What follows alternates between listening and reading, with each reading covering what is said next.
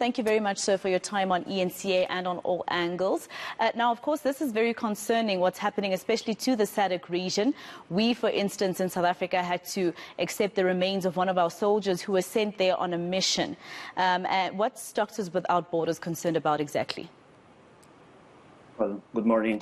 As you well were saying, we are in front of a conflict of more than 4 years. We have seen hundreds of thousands of people that have fled from this violence. Unfortunately, during 2020 and the first half of 2021, many attacks to villages and large towns happened by the non-state armed groups. So this made a lot of people to flee from their homes, leaving everything behind, and being in extremely need of health services and other basic needs. In the last months, the Mozambican army and their allies have worked to regain control in some areas.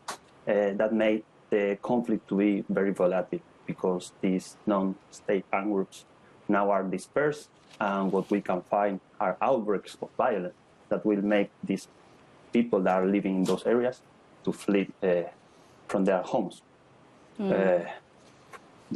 So from their side, now we are concerned because we have movement of people in two directions. Those ones that are still fleeing from violence, but also those ones that are trying to go back to their houses or their areas where they live. People that have been living in the transit or resettlement sites are trying to get back home or to get back to their areas near their home.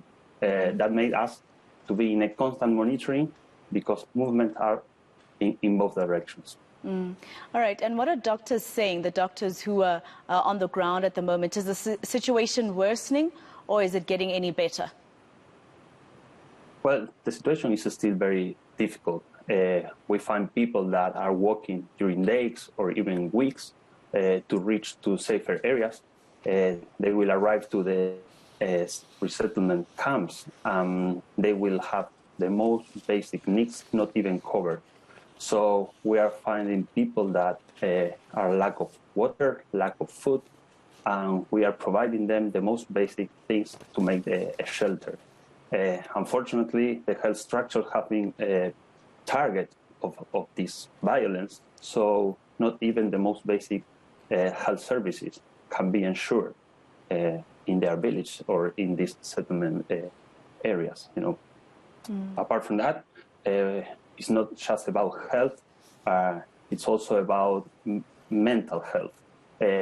We are finding and we are reaching to people that have been victims of violence, that have been witnessing violence, that they witnessed how their houses were burned, their relatives were killed. So it's not just about malaria, diarrhea, or whatever disease. It's also about how hard experiences they have been passing through. And for sure, we are giving them this support, right? And how has this made, the fight against COVID-19 even worse in that particular area?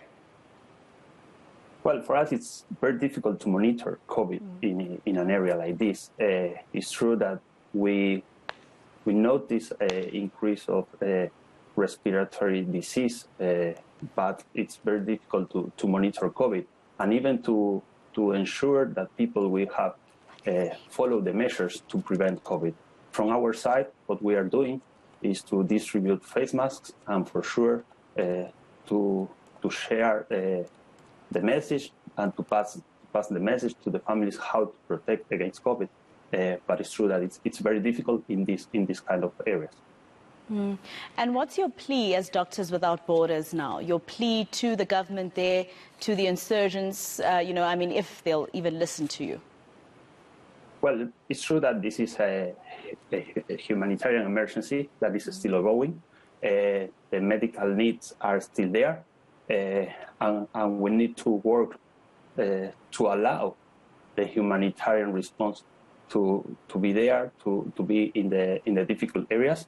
We need to ensure protection for our medical teams, to ensure protection for our ambulances and to allow us to work in what we call our neutrality and to allow us to provide the humanitarian services.